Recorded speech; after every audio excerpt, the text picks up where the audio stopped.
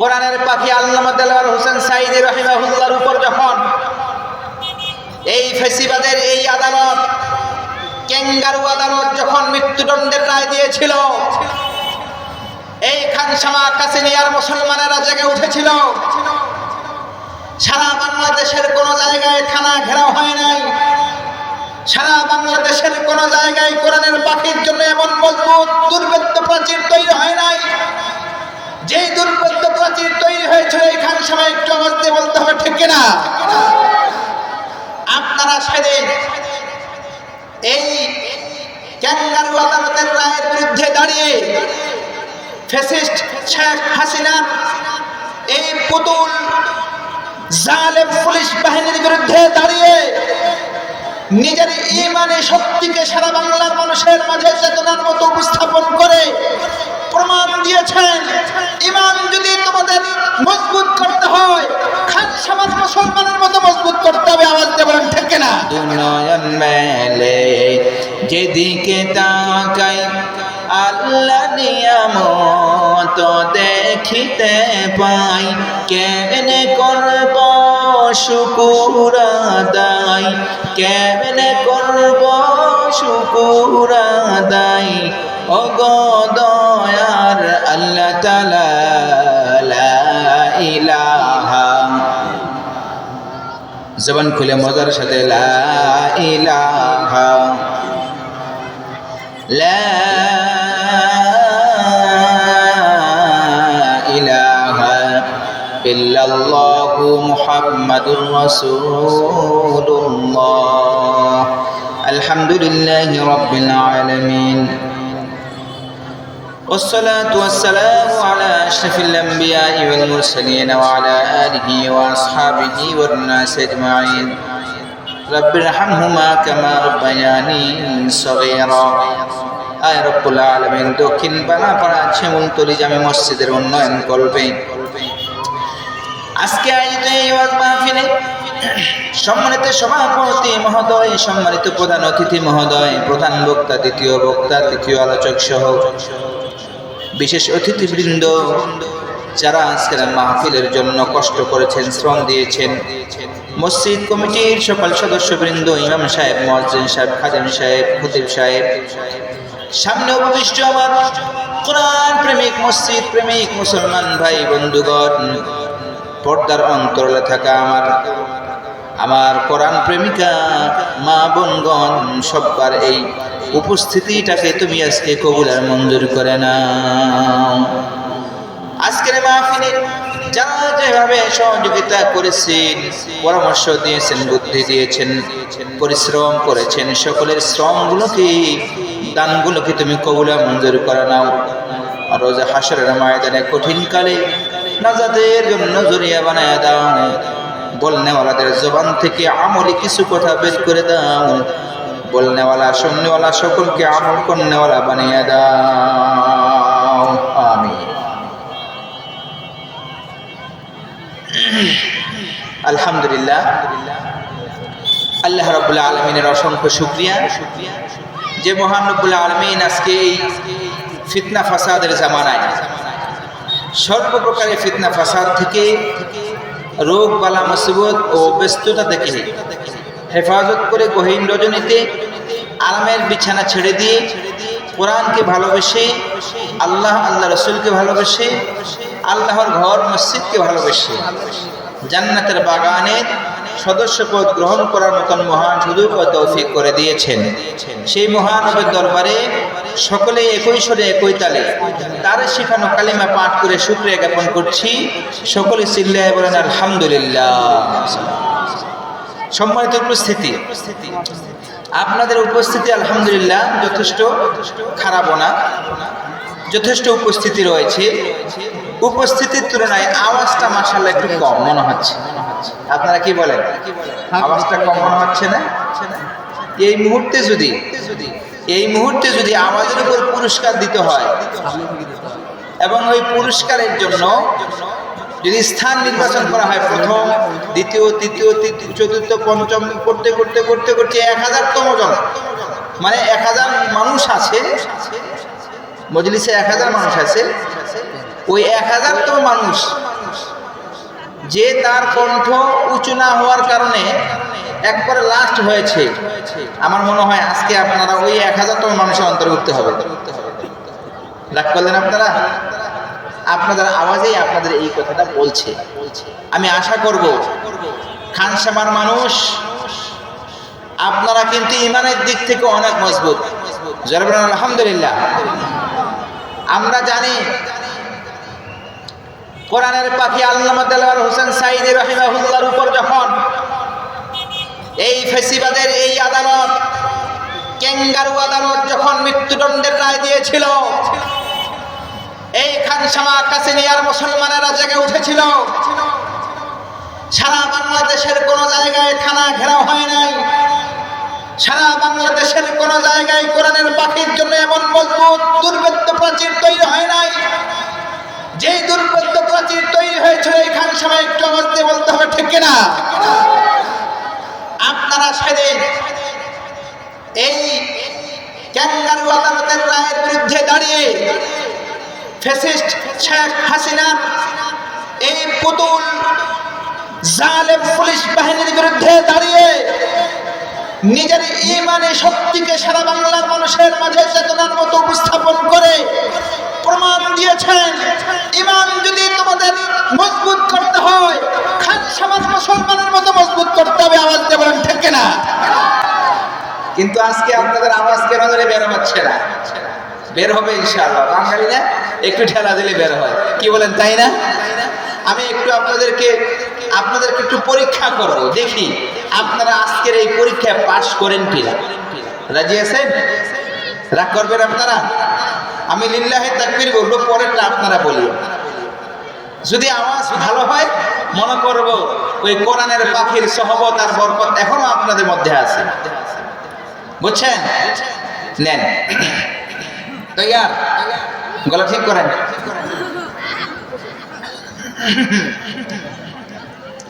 লিল্লাহি তাকবীর। হয় নাই? আরেকবার সুযোগ দিব? হ্যাঁ, যারা পান খাচ্ছেন বাড়ি, এই পানটা একটু সাইডে রাখেন, মানে মুখের ভিতরে একটা সাইডে রাখেন। কেউ তো বেরিয়ে খায় না নাকি এখানে আবার? আচ্ছা শুনেন, আরেকবার চান্স দিই। তবে এবার আল্লাহু আকবার বলার সাথে সাথে ইমানে মজবুত নিয়ে আপনারা দাঁড়িয়ে যাবেন। পারবেন না ইনশাআল্লাহ? পারবেন? কে কে পারবেন না হাত তোলেন তো। বাঙালি তো সবাই পারবেন তো বলছেন আপনারা? হ্যাঁ পারবেন? নেন তৈয়ার হন, রেডি?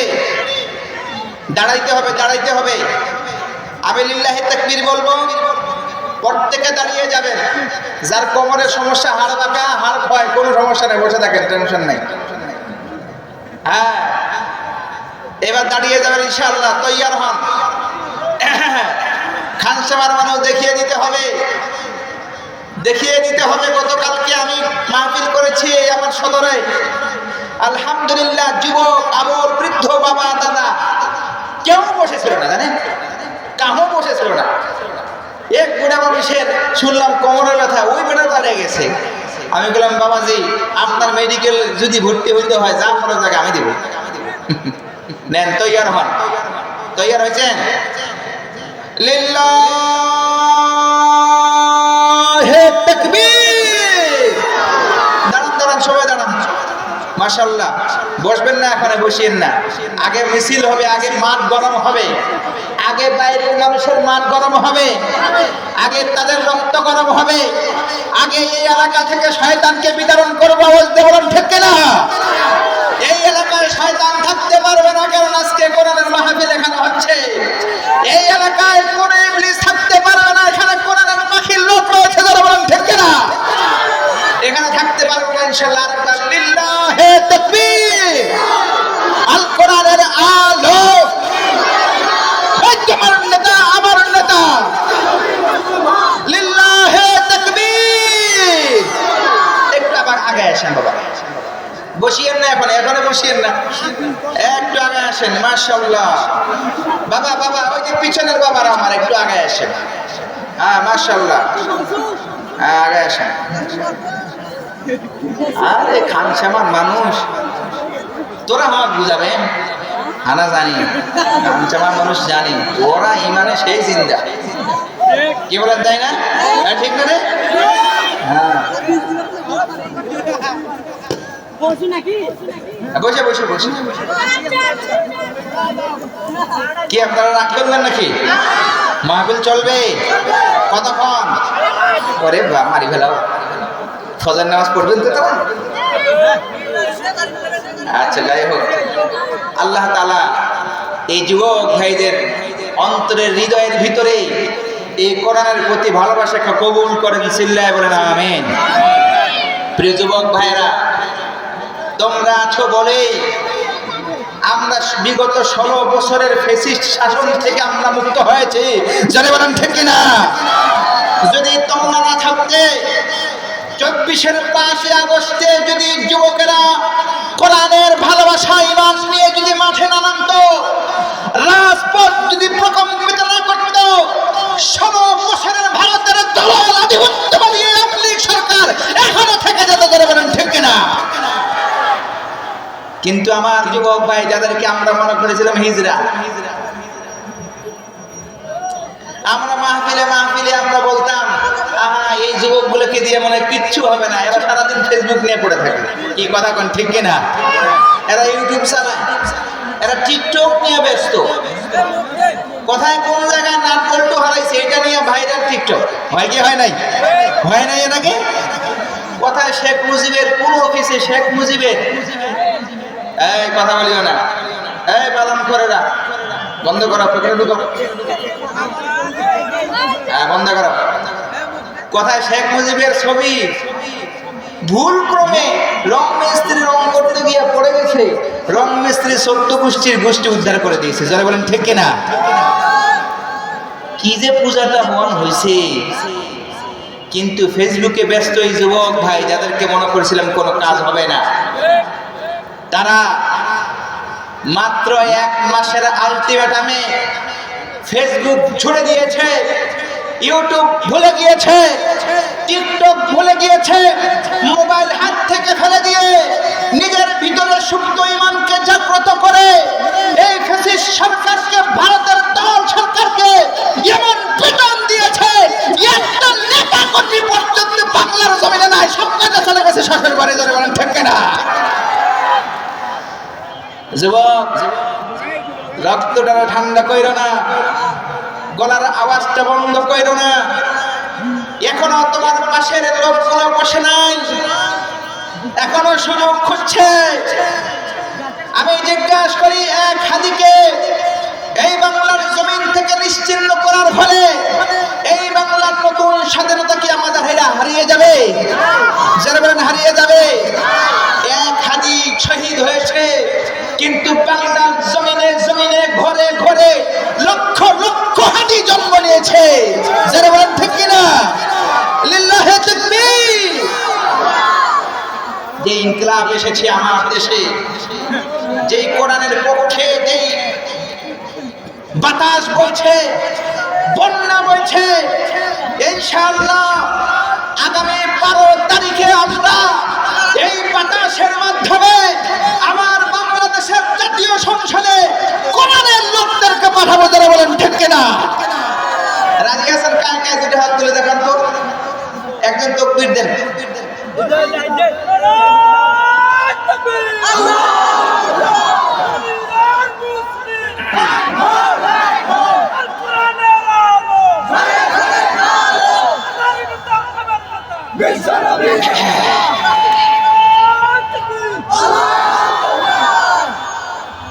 করতেছেন আপনারা? হ্যাঁ, কবরের নিচের ওয়াজ অনেক শুনছেন ভাই, না? মরণের পরের ওয়াজ অনেক শুনছেন, মরার পরে জান্নাত যাইবেন ওয়াজও শুনছেন। কবর কয় হাত হয় ওটাও জানেন আপনারা, জানেন না? মরণের পর কয়টা কাপড়ের কাপড় পরাইতে হয় ওটাও জানেন, জানেন তো না? কিন্তু দুঃখের কথা কোনটা জানেন? বাংলার মুসলমান জানে না জিন্দা থাকতেও কোরআনটা আমার আপনার কাজে লাগে, এই কথাটা বাংলার মুসলমান মনে হয় খুব কম জানে। যারা বলেন ঠিক কিনা? বাংলার মুসলমান মনে করে শুধু মরার পর কথা বলেন নাই? আর কোরআনের কাম শুধু ইমামদের আর মুয়াজ্জিনদের আর খতিবদের আর মৌলবীদের, এছাড়া আমার কনসেপ্ট নিয়ে কোনো কাম নাই। কি বলেন, ঠিক কিনা? কিন্তু আমি জিজ্ঞেস করি, এই কোরআনের কাম কি শুধুমাত্র ওই 3.5 হাত মাটির নিচে আর আসমানের উপরে আর জমিনের নিচে, নাকি জমিনের মধ্যেও এই কোরআনের কাম চলতে পারে? চলতে পারে না? চলতে পারে। একবার সুযোগ দেন, একবার সুযোগ দেন। 54 বছর দেখেছেন, 54 বছর দেখেছেন কম্বল চরের অভাব বাংলার জমিনে হয় না। এরা বলেন ঠিক কিনা? কম্বল 7.5 কোটি কম্বল এসেছে, কিন্তু কম্বলের খোঁজ পাওয়া যায়নি। অর্ধেক কম্বল বাংলার মানুষ পেয়েছে, আর অর্ধেক কম্বলের হিসাব আজও পর্যন্ত বাংলার মানুষ জানতে পারে নাই। আওয়াজ দিয়ে বলতে হবে, ঠিক কিনা? বাংলাদেশ ব্যাংকের $2 বিলিয়ন শুরু হয়ে গেল রাতারাতি, আজও পর্যন্ত এই চোর বাটপার সিটারদের খবর পাওয়া যায় নাই। ইসলামী ব্যাংক একমাত্র বাংলাদেশের নির্ভরযোগ্য ব্যাংক ছিল, দেউলিয়া করে দিয়েছিল। বাংলাদেশের ইসলামী ব্যাংকগুলোকে ধ্বংস করে দিয়েছিল। বাংলাদেশের মাদ্রাসাগুলোকে জঙ্গি প্রজনন কেন্দ্র বলেছিল। যুবকদেরকে মসজিদে যেতে দেওয়া হচ্ছিল না। এই ইতিহাস আমরা মুসলমানরা ভুলে নাই। যারা বলেন ঠিক কিনা? আপনি ইতিহাস পুনরায় আর বাংলার জমিনে আসতে দেব? রাজি আছেন ইনশাআল্লাহ? রাজি আছেন ইনশাআল্লাহ? আল্লাহ তাআলা তৌফিক দান করেন। যদি আপনি আমি এই ইতিহাসকে আবার বাংলার জমিনে আসতে না দিতে চাই, তাহলে এই সংগ্রাম শেষ করা যাবে না। এই সংগ্রাম শেষ করা যাবে না। বিপ্লবের জন্য নিজেকে সব সময় তৈরি রাখতে হবে। রাজি আছেন ইনশাআল্লাহ? বিপ্লব মানে জীবন দেয়া বসে থাকা নয়, সে কোনদিন আসবে না রে কর যদি ভয়। যারা বলেন ঠিক কিনা? বিপ্লব মানে জীবন দেয়া বসে থাকা নয়, সে কোনদিন আসবে না রে কর যদি ভয়। বিপ্লব মানে জীবন দেয়া বসে থাকা নয়, সে কোনদিন আসবে না রে কর যদি ভয়। আসবে বিজয় রবি তোমার জীবনের বিনিময়। যারা বলেন ঠিক কিনা? আসবে বিজয় রবি তোমার জীবনের বিনিময়। বিপ্লব মানে জীবন দেয়া বসে থাকা নয়, সে কোনদিন আসবে না রে কর যদি ভয়। লিল্লাহে তাকবীর। সম্মানিত উপস্থিতি, নিজেকে সবসময় তৈরি রাখতে হবে আল কোরআনের জন্য। আপনার ভাগ্য তো ওই সময় খুলে যাবে যখন আপনি কোরআনের জন্য নিজের জীবনটাকে আপনি সঁপে দিতে পারবেন। যারা বলেন ঠিক কিনা? আল্লাহ তাআলা আমাদের সবাইকে কোরআনের জন্য কবুল আর মঞ্জুর করেন। চিল্লায় বলেন আমিন। সম্মানিত উপস্থিতি, আজকের এই মসজিদের উদ্যোগে মাহফিল। আমরা প্রত্যেকে জানি মসজিদ হচ্ছে আমাদের পবিত্র ঘর। পৃথিবীতে যত ঘর রয়েছে, যত জায়গা রয়েছে, এর মধ্যে সবচেয়ে উত্তম ঘর, সবচেয়ে উত্তম জায়গার নাম হচ্ছে মসজিদ। কি বললাম? সবচেয়ে উত্তম ঘরের নাম কি? মসজিদ। সম্মানিত উপস্থিতি, আল্লাহ রাসূল সাল্লাল্লাহু আলাইহি ওয়াসাল্লাম মসজিদের ব্যাপারে বলেছেন। আল্লাহ রাসূল সাল্লাল্লাহু আলাইহি ওয়াসাল্লাম বলেছেন, পৃথিবীর মধ্যে সবচেয়ে উত্তম জায়গার নাম হচ্ছে মসজিদ, আর সবচেয়ে নিম্নতর খারাপ জায়গার নাম হচ্ছে বাজার। সবচেয়ে উত্তম জায়গার নাম হচ্ছে মসজিদ, সবচেয়ে নিম্নতর জায়গার নাম হচ্ছে বাজার। সেই হিসেবে আল্লাহ রাসূলের প্রেমিক হিসেবে, আল্লাহর প্রেমিক হিসেবে প্রত্যেক মুমিন ব্যক্তির দায়িত্ব ছিল, যেহেতু সবচেয়ে উত্তম জায়গার নাম হচ্ছে মসজিদ, তাই প্রত্যেক মসজিদে মানুষের ভিড় এবং মানুষের উপচে পড়া ভিড় হওয়ার দরকার ছিল। যারা বলেন ঠিক কিনা? মসজিদে মানুষের জায়গা দেওয়া যাবে না, এমন হওয়ার কথা ছিল। আর বাজার যেহেতু আল্লাহর কাছে সবচেয়ে নিম্নতর জায়গা, নিকৃষ্টতম জায়গা, তাই ইমানের চাহিদা অনুযায়ী বাজারে সবচেয়ে কম ভিড় হওয়ার দরকার ছিল। বাজারে মানুষের সংখ্যা কম হওয়ার দরকার ছিল। সবচেয়ে কম হওয়ার দরকার ছিল বাজারে, কিন্তু আফসোসের বিষয়, দুঃখের বিষয়, মিলিয়ে নেন কথাটি, আমার মনোযোগ দিয়া শোনেন, আমার কথাটা মিলিয়ে নেন, দেখেন মিলেন কিনা, আমার কথাটা মিলিয়ে নেন। বাংলাদেশের 93% মানুষ মুসলমান, আল্লাহর কথা বিশ্বাস করে, নবীর কথা বিশ্বাস করি। বাস্তবতার সাথে কি এই হাদিসের কোনো মিল আছে নাকি? আপনারা একটু বলেন তো, কোনো মিল আছে নাকি? বাংলার বাজারে বাজারে হাটে হাটে যান, বাজারে বাজারে ঘুরতে যান, বেড়াইতে যান, দেখবেন বাজারে হাজারে হাজার মানুষ, কিন্তু আল্লাহর ঘর মসজিদে কোনো মানুষ নাই। আওয়াজ দেন ঠিক কিনা? বাজারে মানুষের অভাব নাই, বাজারে আমাদের অভাব নাই, বাজারে দেখা যাবে কোনো কিছুর অভাব নাই, কোনো দরকার নাই, প্রয়োজন নাই, তারপরও বাজারে গিয়া মানুষ বসে রয়েছে। কিন্তু আল্লাহর ঘর মসজিদ, যে মসজিদখানা আল্লাহর কাছে সবচেয়ে প্রিয়, সবচেয়ে ভালো জায়গা, সবচেয়ে উত্তম জায়গা, পছন্দের জায়গা, যে মসজিদটা এক সময় জান্নাতের বাগানের সঙ্গে সংযোগ হয়ে যাবে, যে মসজিদটা জান্নাতের অংশ হয়ে যাবে, দেখা গেল ওই মসজিদে লোকজনের সংখ্যা কম, মুসলমানের সংখ্যা কম। তবে প্রিয় ভাইরারে, আমার আপনাদেরকে জিজ্ঞেস করি, বাজারে যাওয়ার ব্যাপারে কোনো মানুষের বাধা নাই। হিন্দুও যাইতে পারে, খ্রিস্টানও যাইতে পারে, মুসলমানও যাইতে পারে, কিন্তু মসজিদে শুধুমাত্র মুসলমান আসবে, হিন্দু আসবে না, খ্রিস্টান আসবে না। কিন্তু দুর্ভাগ্য, মুসলমান একবারও ভাবে না বাজার আমার একার নয়, হিন্দু খ্রিস্টান সবারই বাজার, কিন্তু মসজিদ শুধুমাত্র আমার। আল্লাহ রাব্বুল আলামিন আমাকে ভালোবেসে, আমাদেরকে ভালোবেসে মসজিদ নামক একটা জায়গার বিষয়ের কথা আমাদের জন্য নির্ধারণ করেছে। সেই হিসেবে মুসলমান হিসেবে যখন আল্লাহর ঘর মসজিদ থেকে আযানের আওয়াজ আসবে, ডাক আসবে, তখনই উচিত ছিল আল্লাহ প্রত্যেকটা ঘর মুসলমান আল্লাহর বান্দা দিয়া ভরপুর হয়ে যাবে, ভর্তি হয়ে যাবে। জোরে বলেন ঠিক কিনা? কিন্তু হয়, ভর্তি হয়, কয়লেন হয়? ফজরে দেখবেন ইমাম সাহেব খুঁজে পায় না মুসল্লি, একজন বা দুইজন বা তিনজন চারজন মুসল্লি খুঁজে পাওয়া যায়। ফজরের নামাজ পড়ে নাই, এলাকায় 100 বাড়ি রয়েছে, প্রায় 300 মানুষ রয়েছে, ফজরের সময় মাত্র 4 জন মানুষ আল্লাহ বিল্লাহ করি একটু চা খাইয়া বাড়িতে এসে কাপড়টা চেঞ্জ করে জমিনে চলে যায়। কারোর সঙ্গে কোনো বদামরি নাই, কারোর সঙ্গে কোনো ঝগড়া নাই, কোনো চাপা বাজি নাই। যে লোকটা ফজরের নামাজ পড়ে নাই, সকালবেলা 8টার সময় ঘুম থেকে উঠা কোনো মতন তাদের এইদিকে একবার টান দেয় আর এইদিকে একবার টান দেয়, টান দিয়া একটু ব্রাশটা করিয়া পুরিটা করিয়া এই যে দোকানে যায়, এমন চাপা মারে, ওই চাপার বদলায় নামাজির মতো ইমান নয়, বরং নামাজির চাইতে বড় ইমানদার বসে রয়েছে। যারা বলেন ঠিক কিনা? এমন চাপা মারে। আবার কয় কি জানেন, শুক্রবার নামাজ পড়লো, যে হুজুরটা নামাজ পড়ালি এটা কেঙ্কা নামাজ হলি কন্দবা, এই খুতবাতে করি যখন কথা হইল,